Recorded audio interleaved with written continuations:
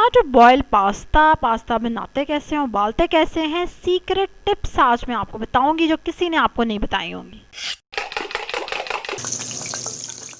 बिस्मिल्लाहिर्रहमानिर्रहीम, अस्सलाम वालेकुम, वेलकम टू माय चैनल। आज हम बना रहे हैं ज़बरदस्ती मैकरोनी। मैकरोनी को कैसे उबालते हैं, कितनी देर उबालते हैं और कैसे चेक करेंगे कि ठीक ठाक उबल गई है कि नहीं, ये सारा कुछ आज आपको मैं बताने वाली हूँ।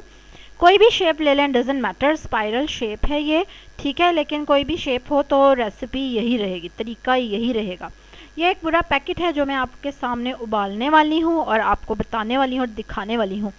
इसके लिए आपने पानी सबसे पहले उबलना रख देना है। तकरीबन 1.5 लीटर से 2 लीटर तक पानी है एक पैकेट के लिए। ढेर सारा पानी रखना। जब पानी उबलना शुरू हो जाएगा तो उसमें आप डाल देंगे पास्ता, साथ ही डाल देंगे 1 टेबलस्पून नमक और 1 टीस्पून ऑयल। ऑयल हम इसलिए डाल रहे हैं कि उबल उबल के ये बाहर ना आए, ठीक है।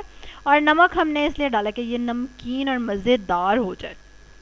अब इसको आपने उबलने देना। जब उबाल आ जाए तो आंच थोड़ी सी हल्की कर देनी है, मीडियम हाई, और उस पर इसको पकने देना है। और ये देखें, अब आपको देखने में लग रहा है कि ये साइज़ में बड़ी होगी और ये तकरीबन 15 मिनट से पास्ता ये है पक रहा है, ठीक है। अब ये देखने में भी साइज़ इसका आपको लग रहा है कि लार्ज हो गया। अब आप इसको चेक करेंगे। चेक करने के 2 तरीके हैं, एक तो तोड़ के चेक कर लें और दूसरा खा के चेक कर लें, ठीक है। खा के इसलिए चेक कर लें कि हर एक का अपना अपना टेस्ट होता है। कुछ को ज़रा खड़ी खड़ी पसंद होती है, कुछ को ज़रा ज़्यादा नरम पसंद होती है। और जब आप खाएंगे, ये देखें तोड़ लिया और ये इजीली टूट गई, ठीक है, सो इट इज़ फाइन। और ये बाकी आदि मैं खा के चेक कर लूँगी कि मुझे खाने में ये कच्ची कच्ची तो नहीं लग रही। बस ये तरीका है इसको चेक करने का। बाकी पैकेट के पीछे कभी 8 मिनट लिखा होता है, कभी 10 मिनट। मुझे तो खैर वो कम लगते हैं, मेरी तो कभी उतनी देर में नहीं वैसे गली मैकरोनी।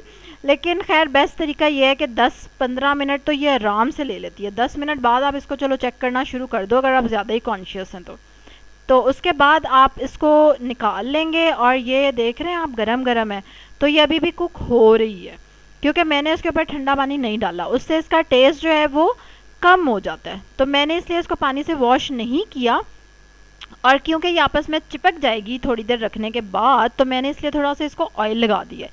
लेकिन अगर आप इसको धो देंगे ठंडे पानी से तो इससे एक तो इसकी कुकिंग स्टॉप हो जाएगी। तो अगर तो ज़्यादा गल गया पास्ता आपका, तो फिर तो बेहतर है कि आप इसको वॉश कर दें ठंडे पानी से, ताकि वो मज़ीद ना नरम हो, ठीक है। और मैं क्यों नहीं वॉश कर रही हूँ, क्यों नहीं वॉश करना चाहिए, ताकि उसका टेस्ट जो है बरकरार रहे और जायका ज़्यादा मज़े का रहे, वरना टेस्ट भी वॉश हो जाता है। समझ आ गई आपके धोते क्यों है इसको? तो इसलिए अब आपको पता चल गया, तो अब आप अपने हिसाब से इसको मैनेज कर सकते हैं, धोए या ना धोए आपकी मर्ज़ी है, but I don't wash it. और मैंने इसको थोड़ा सा ऑयल लगा दिया जिससे ये काफ़ी हद तक नहीं चिपकेगी, थोड़ी थोड़ी चिपक जाएगी। ये आप कल वाली रेसिपी में देखेंगे, क्योंकि इसको मैंने उबाला है ताकि मैं इससे मज़ेदार सा पास्ता सैलड बना सकूं चिकन के साथ। यम, बहुत ही टेस्टी बना था और वो कल इंशाल्लाह मैं इसकी रेसिपी अपलोड करूँगी।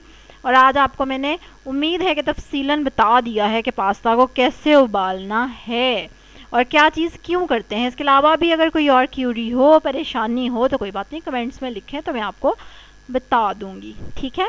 वैसे मेरे चैनल पे ऑलरेडी काफ़ी सारी रेसिपीज़ हैं पास्ता की, यू कैन वॉच दैट। वरना कल ज़बरदस्त सी रेसिपी आ रही है पास्ता सैलड की, जो कितना टेस्टी मज़े का बना था ना, वो तो आप बनाएंगे और चखेंगे तभी पता चलेगा। कल एक और रेसिपी के साथ आपसे मुलाकात होगी, तब तक के लिए अल्लाह हाफिज़।